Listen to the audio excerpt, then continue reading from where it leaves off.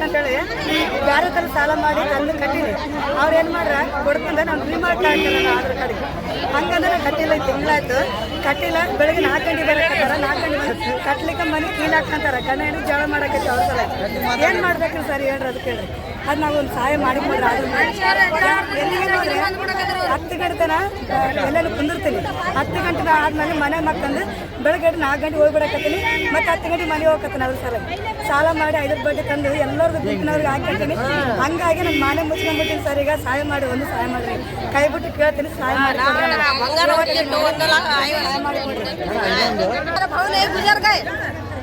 उन्होंने पास से मार को हमारी बहन बैठे जगह बैठी, लैट्रिन पेशाब सब एक जगह होना। उनको कोई करने वाले भी नहीं है। उनको सहारा लोग होना पूरा नरम हो गई बेचारी। उसको खाना दूसरे लोग दे रहे हैं। इसको तुम्हारी समझदारी से तुम उसका इलाज निकालो। उनके घर वाले का ये दिए थे आधार कार्ड है, दिए तो भी भंडोज बोल रहे हो, गुजर गए तो भी बेटे का है बोल रहे मदद कर रहे हैं हमें। जिंदे रह सलेंगे भी नहीं दे रहे पैसा घुस में बैठे साला कहां की बात बता दो। पैसा भी माफ नहीं कर रहे सर, पैसा भी माफ नहीं कर रहे। वो अम्मा अभी भी है, बैठ को है क्या, बहुत मजबूर, बहुत माजूर है। अगर तुम घर पे आके देखेंगे तो हम बताने के लिए तैयार है। वो माँ साहब का क्या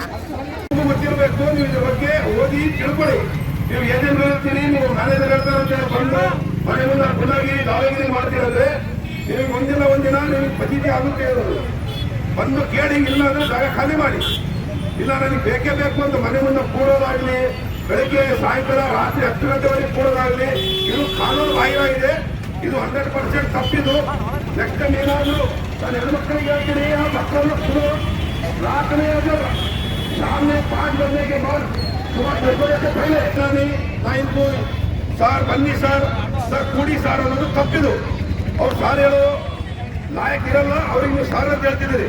ಸಾರ್ ಅಂದ್ರೆ ಯಾರಿಗೆ ಹೇಳ್ಬೇಕು? ದೊಡ್ಡವರಿಗೆ ಹೇಳ್ಬೇಕು, ಒಂದು ಎಜುಕೇಟೆಡ್ ಮನುಷ್ಯನಿಗೆ ಹೇಳ್ಬೇಕು. 7ನೇ ಕ್ಲಾಸ್ ಏಜೆಂಟ್ ಬಂದಿರ್ತಾರೆ, ಅವನಿಗೆ ಹಂಚ್ಕೊಂಡು ನೀವೆಲ್ಲರೂ ಸರ್ ಕುಡಿ ಸರ್, ಚಾರ್ ಕುಡಿದೆ ಸರ್, ಹಾಕಿಲ್ ಹಾಕೋದು, ಇವೆಲ್ಲ ಮಾಡೋದು ತಪ್ಪಿದು.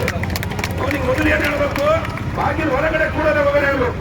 ನೀನು ಸಾಲ ಕೊಟ್ಟಿದ್ದು ಒಪ್ಕೊಂತೀವಿ, ಆದ್ರೆ ಸಾಲ ಕೇಳು. ನಮ್ಮ ಹತ್ರ ನಾವು ನೋವಿದೆ, ನನಗೆ ಪ್ರಾಬ್ಲಮ್ ಇದೆ, ನನಗೆ ಕೊಡಕ್ಕಾಗಲ್ಲ ಆಗಲ್ಲ ಅಂತ ತಕ್ಷಣ ನೀನು ಜಾಗ ಖಾಲಿ ಮಾಡಬೇಕು.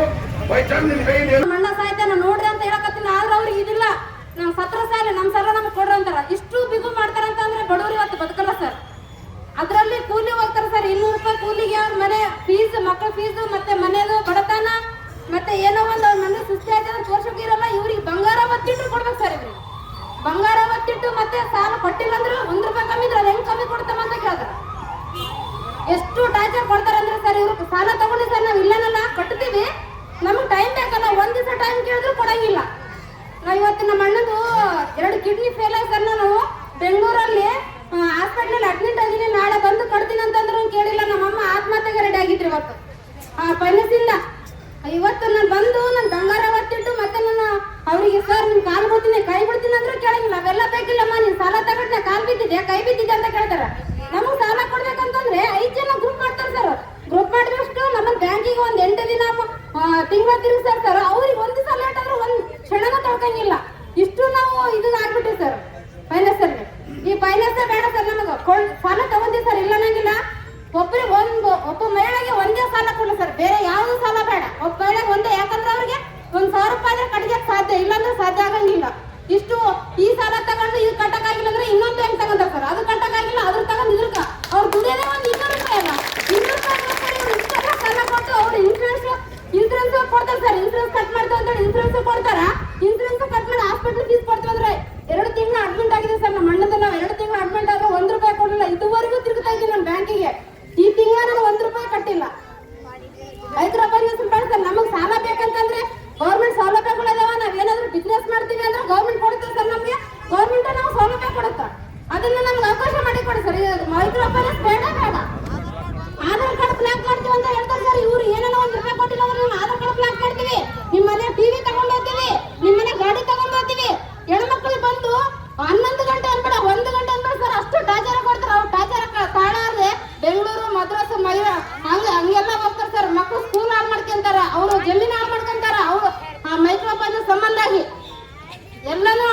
ಫುಲ್ ಟಾರ್ಚರ್ ಅನ್ಬೇಕಲ್ಲ ಈ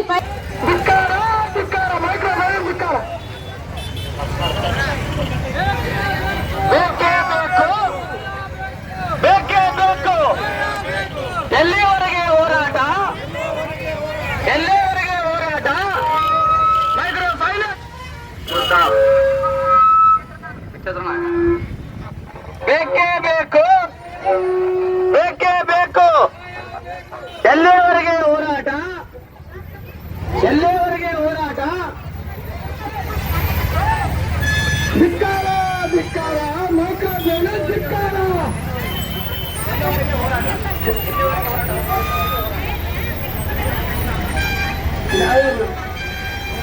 ಬೇಕೇ